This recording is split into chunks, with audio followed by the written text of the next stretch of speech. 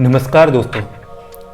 तो दोस्तों पिछले video the theory of relativity part first के अंदर में जाना एल्बर्ट आइंस्टाइन की द थ्योरी ऑफ रिलेटिविटी यानी कि सापेक्षता के बारे में जाना, और उसके एक पार्ट स्पेशल रिलेटिविटी यानी कि विशेष सापेक्षता के बारे में जाना, और उसके भी कई पार्ट जैसे कि टाइम डिलेशन, लेंथ कॉन्ट्रैक्शन, इन सभी पार्ट्स के बारे में जाना। लेकिन दोस्तों आज हम जानेंगे एल्बर्ट आइंस्टाइन की द थ्योरी ऑफ रिलेटिविटी के पार्ट सेकंड के बारे में, जिसे हम the theory of general relativity कहते हैं। इसको हिंदी में सामान्य सापेक्षता भी बोलते हैं। और दोस्तों द थ्योरी ऑफ रिलेटिविटी का सामान्य सा अर्थ ये है कि ये रिलेशनशिप को बताता है, किसके बीच में, स्पेस और टाइम के बीच में, उसके रिलेशनशिप को बताता है कि उन दोनों के बीच में क्या रिलेशन है।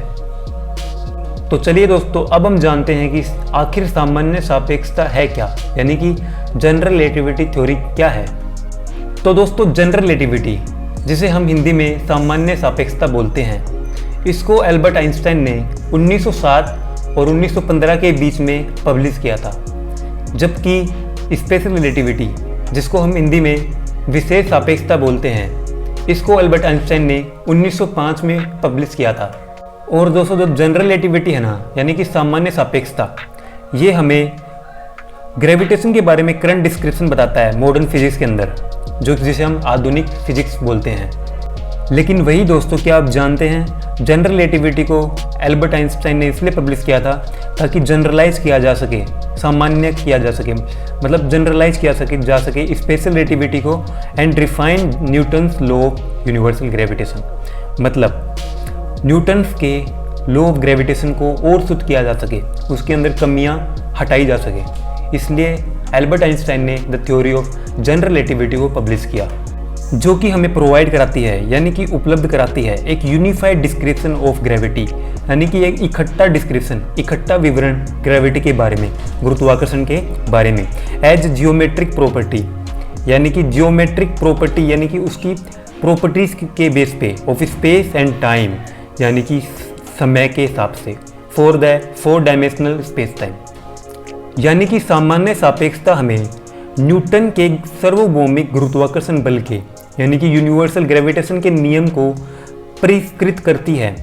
अंतरिक्ष और समय यानी कि स्पेस एंड टाइम, या फिर 4 आयामी, जिसे हम इंग्लिश में बोलते हैं 4 डायमेंशनल स्पेस टाइम की ज्यामितीय संपत्ति के रूप में गुरुत्वाकर्षण का एकत्रित विवरण करती है, यानी कि एक यूनिफाइड डिस्क्रिप्शन देती है।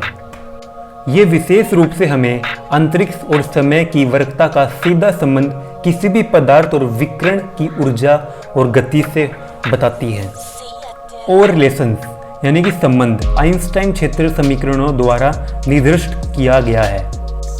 20वीं शताब्दी के शुरुआती दौर के अंदर न्यूटन के लॉ ऑफ यूनिवर्सल ग्रेविटेशन यानी कि सार्वभौमिक गुरुत्वाकर्षण बल के नियम को यूनिवर्सली एक्सेप्टेड कर लिया गया, स्वीकार लिया गया, वो भी मोर देन 200 ईयर्स के लिए, यानी कि 200 साल से अधिक समय के लिए।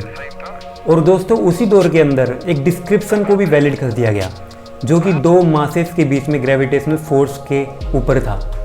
और दोस्तों इसी दौर में न्यूटन बहुत परेशान थे कि अननोन नेचर, मतलब अननोन प्रकृति, जिनकी उनकी प्रकृति उनके नेचर को डिस्क्राइब नहीं कर पा रहे थे, अननोन फोर्सेज के अननोन नेचर को डिस्क्राइब नहीं कर पा रहे थे।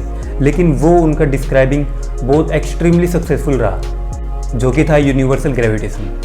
कुछ ही समय बाद एल्बर्ट आइंस्टाइन की और न्यूटन की थ्योरी के ऊपर एक्सपेरिमेंट्स हुए और ऑब्जर्वेशंस हुए, जिनको एल्बर्ट आइंस्टाइन की थ्योरी ने आसानी से एक्सप्लेन कर दिया। लेकिन वहीं पर कुछ जगह कुछ एक्सपेरिमेंट और कुछ ऑब्जर्वेशंस को न्यूटन्स की थ्योरी ने एक्सप्लेन नहीं कर सका, और उनमें से एक है मरकरी के ऑर्बिट में होने वाली मिनट एनोमलीज।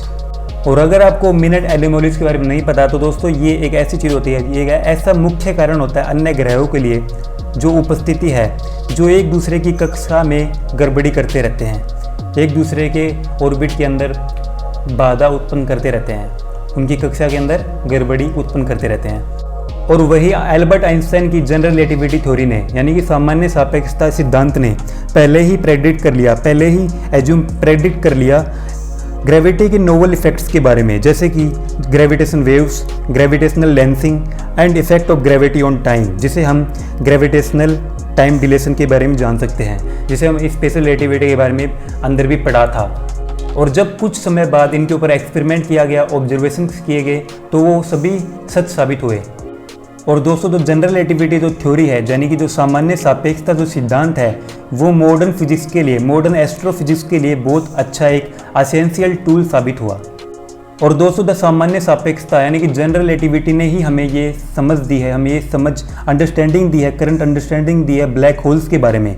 ब्लैक होल्स वो रीजन है स्पेस के जहाँ पर ग्रेविटेशनल इफेक्ट इतना ज़्यादा होता है कि वहाँ पर लाइट भी वहाँ पे एस्केप नहीं कर सकती, लाइट को भी वो अपनी तरफ खींच लेता है। और दोस्तों इन्हीं ब्लैक होल्स की जो ग्रेविटी, इतनी स्ट्रॉन्ग ग्रेविटी है, इन्हीं के कारण शायद ब्रह्मांड के अंदर रेडिएशंस फैली हुई हैं, जो कि रेडिएशंस अलग अलग एस्ट्रोनॉमिकल ऑब्जेक्ट से निकल रही हैं। शायद वो ब्लैक होल्स ही हो सकते हैं जिनके कारण आज हमें रेडिएशंस मिलती हैं, बहुत सारी जो अननोन रेडिएशन होती हैं जो पूरे ब्रह्मांड के अंदर फैली हुई हैं, जैसे कि गैलेक्टिक न्यूक्ली और माइक्रो क्वासर्स जैसी कुछ।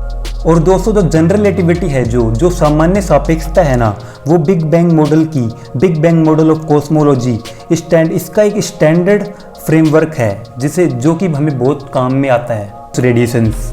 तो दोस्तों आज के वीडियो में बस इतना ही। अगर वीडियो अच्छी लगी हो तो लाइक कीजिए और सब्सक्राइब कीजिए।